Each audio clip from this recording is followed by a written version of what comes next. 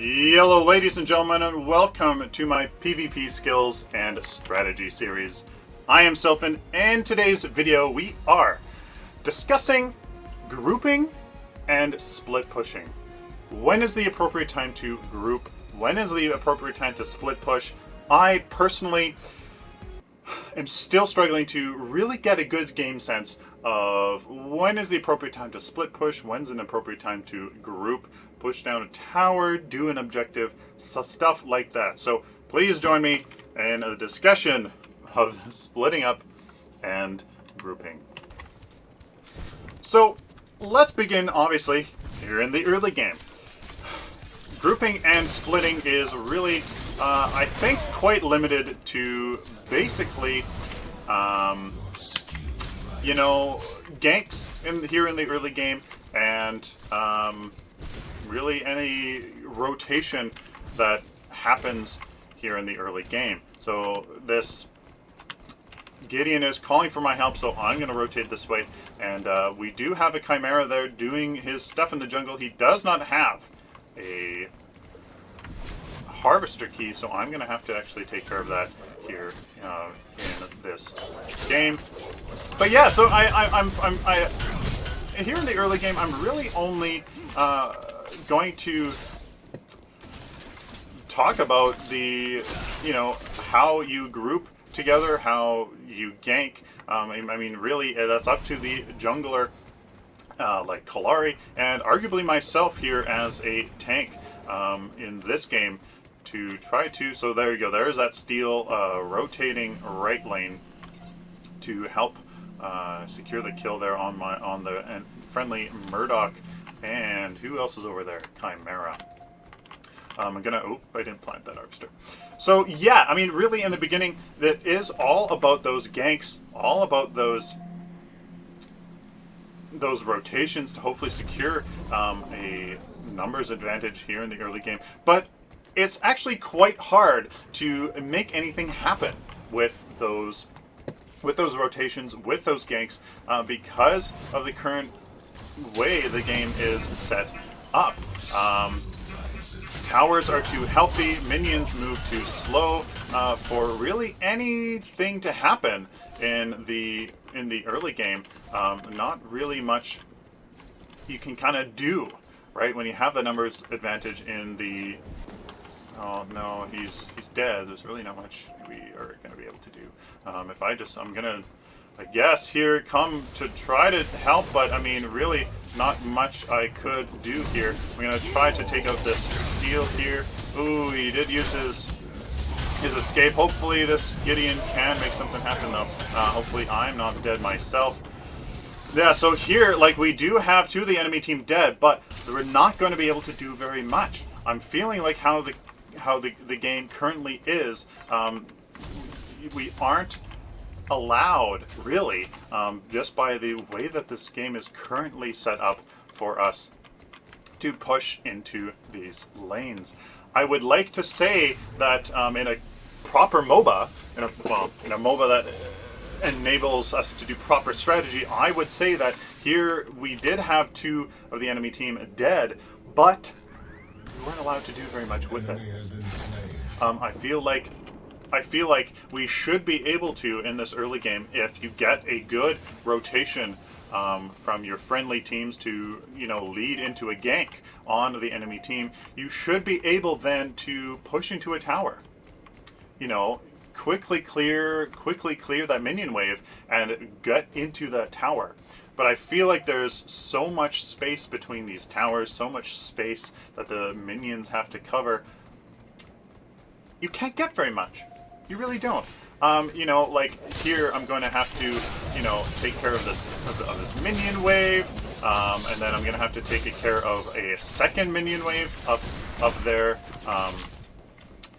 closer to their tower, and it'll probably take quite a while, to be honest with you, to really make anything happen. And I think that's something that they really need to change with the game. Now, is that just an issue that I'm having? Is that just an issue that, is unique to myself. I'm not sure. Let me know down in the comments what you think. Are we really able to utilize these early game ganks? And then, you know, when you do have that jungler that rotated into your lane to get that gank, should you and that person be able to push into that tower, at least get some tower damage? I think so. I think so. Grouping in this early game, I think that's really where, that's really kind of the only point to that grouping. Now that we do have our ultimates here, grouping would certainly make a little bit more sense, as we could use those ultimates to combine and get some more power, but I'm not too sure if that's gonna really amount to anything. I think you need to get to like level 10 or so to really make anything happen. Very nicely done there on that Gideon. So not much I can do here. I'm just gonna have to try to run away. And yeah, so I'm just gonna leap away. Not much gonna happen here. And yeah, so there you go. The enemy team does have 3 people here. They do have a numbers advantage, but watch as they really can't get much done. I'm going to easily be able to take care of this minion wave, and they're going to have to be forced to split back. As you can see, they just split because they know that they can't do very much. I would definitely say that, you know, at this point, the enemy team would definitely have be very well off if they were to group up here and put some pressure on this lane as it is pushed up. This is a moment where I would say the enemy team definitely could group up and push into this tower. As you see here, and this lane wave is pushed up. This is a time for them to make something happen, but I don't think that really is going to happen. So let me know down what you think about the early game, the state that it's in, when to group up. I'm really not feeling like grouping up has any other place other than just, you know, getting a gank. That's about it. That's all that I'm feeling here in this early game. So here's a perfect example here. We have this right lane pushed up. There's one of the enemy team on the minimap. I think that our Scorch is dead though. This Chimera has the black buff. This is a great example. Here we go. What did I say? Level 10? Okay, no, only level 6. So there we go. There in the early game, a good showcase of grouping up what to do in this case. So really grouping up and kind of, ooh, Murdoch, careful. Yeah, okay, so I'm not sure what you plan to accomplish there. Not much I can do here. I can try to get away. There we go, okay. So there, yeah, grouping up when that lane is low on health. Yeah, take care of him. Yeah. I'm gonna jump here and try to body block this steal here. Trying to do exactly that. I'm going to dive. I do have my ultimate, so that is okay. I do have my ultimate. He's not taking enough damage, so I'm gonna pay for this one. I do have my ultimate, so that is okay. Where's the Murdoch? Yeah, that's fine. So here we're gonna group up, pressure this lane here, but then again, 3v3 on a tower, the defenders are usually always going to win here, so we do need a split push. Now, is this a prime opportunity for a split push? I think so. We need pressure on that right lane or the left lane, sorry, to really make sure that stuff gets done. If not, then that... Ooh, we do have this Greystone here. I'm going to watch right for him and make sure that I can try to body block here. So, okay, now I'm low on health here. I gotta be careful. So we need a... So it is a 5v3 on the tower. We should be able to do something here. I want to be careful though, because I am low health and I don't have my ultimate. Very good job here. With this next minion wave, we should be able to go in.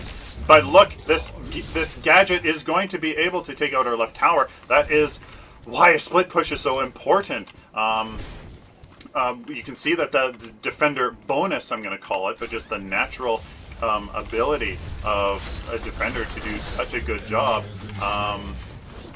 is benefits. It should not be overestimated. We need somebody in that left lane to make something happen, and I'm just kind of sitting here idly doing absolutely nothing.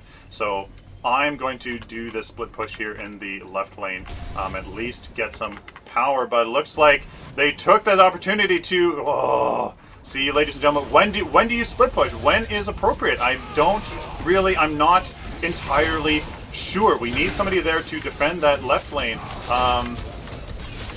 And I think I just probably caused a chain reaction here. Let's see.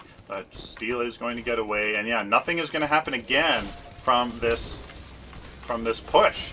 Here is this Chimera coming in. He knows my ultimate is off. Yeah, so I think that was a complete waste of time. I think that was a complete waste of time.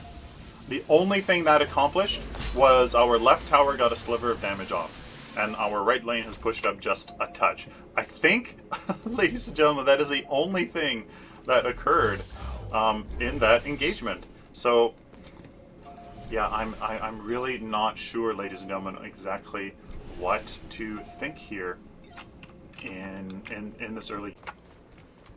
So here's another example. We have a numbers advantage. There's only one defender on this left lane. I'm going to group up with my Murdoch and Gideon here and hopefully take down this tower before it gets too much damage off. There we go. So good job. There we go.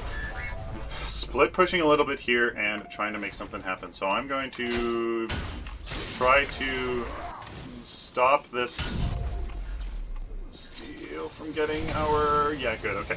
I was worried here about them getting that Murdoch there. So, and then we're gonna... Oh, good. Let's get out of that. And here, a good split push by our Iggy and Scorch, but I think he's going to pay for it. Yeah, he's gonna die there. So, in that situation, I would have just backed up if I was at Iggy and Scorch, known that wasn't really going to be able to do very much. Here, I'm going to be a little bit aggressive, try to make something happen here. I'm not too sure what.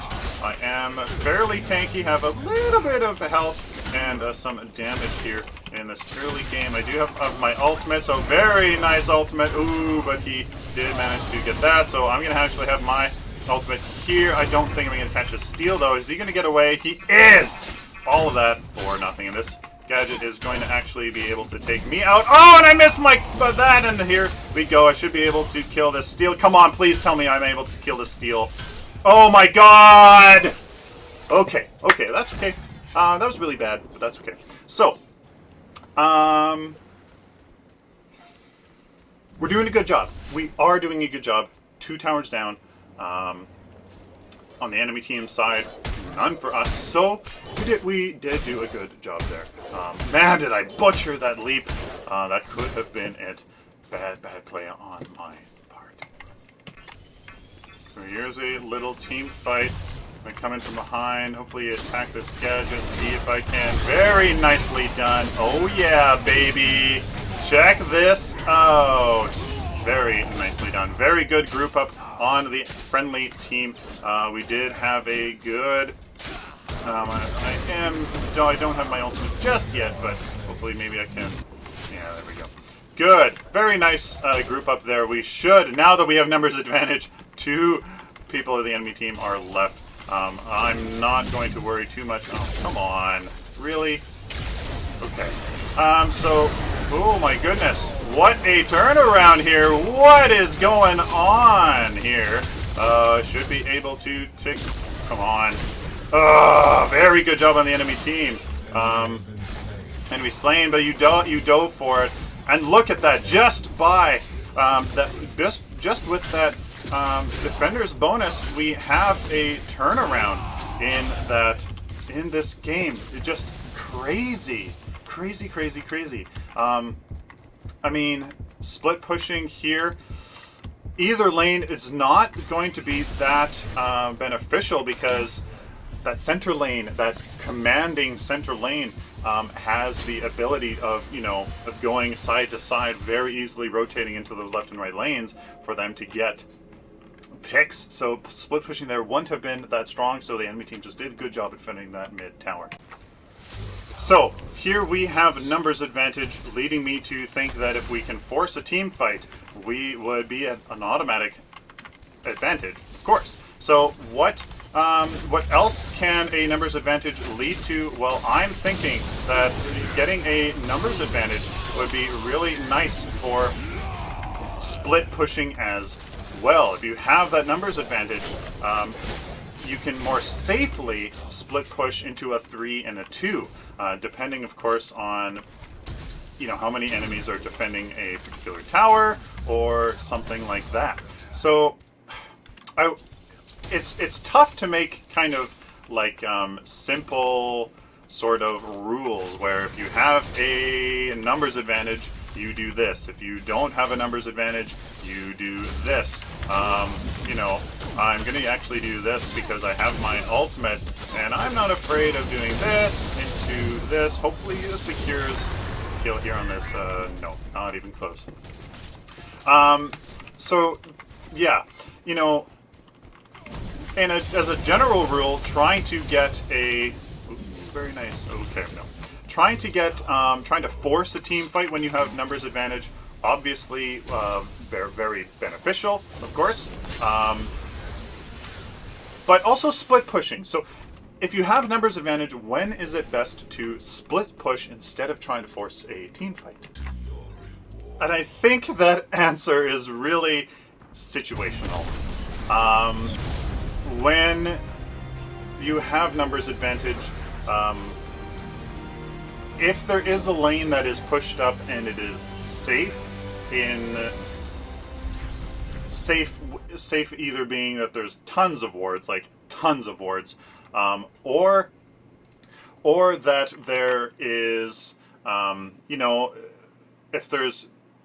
if tier 1 and 2 towers are taken out of the middle and right lane of the enemy side, and there's, that lone tier 1 tower sitting, and it's pushed up and you have numbers advantage, I think that would be a good opportunity for, 2 people to break off and take that left lane in pretty much ease, really, and then that 3 can go and just kind of bide their time and kind of force the enemy to, defend a lane or defend an inhibitor or something like that. But if you have numbers advantage and there is no lane that's easily pushed up, or you would have to, delve deep into the enemy side to take a tower pick, or if that one lane just happens to be pushed up a lot. Like at one point in this game, we had the tier 1 tower on the right side pushed right up, but the tier 2 tower on the right side, but then the tier 1 towers on the mid and left sides were still alive, and we had numbers advantage. Going all the way deep into the right lane to get that tier 2 pick with the number advantage, I don't think that is. So really it's situational. I have yet to really get a good sense of when to group up and when to push a tower strong, partially because I think that it's really hard to do so. It really is. The minions don't travel very fast. The towers are very healthy. They take so little damage from abilities, from a slow basic attack. Hero is punished really hard for in terms of the damage that they deal to the tower. So let me know down in the comments what you think about grouping up for a tower pick for a team fight, when to do that, and when to split push. I need help. I'm trying to develop that.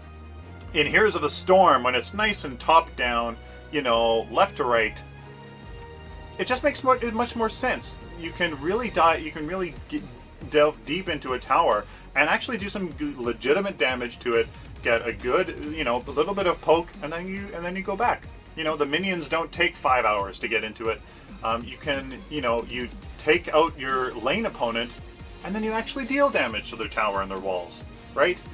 Here, not so much. Let me know what you think, because I need some help, and I want to have this discussion with you. So there you have it. Please like the video if you like it, dislike if you dislike it, share it with the community, and of course, subscribe. If you like the content, if you like the discussion, or you simply enjoyed the video, please subscribe so I can do it for you later. Till next time, like always, stay positive and optimistic.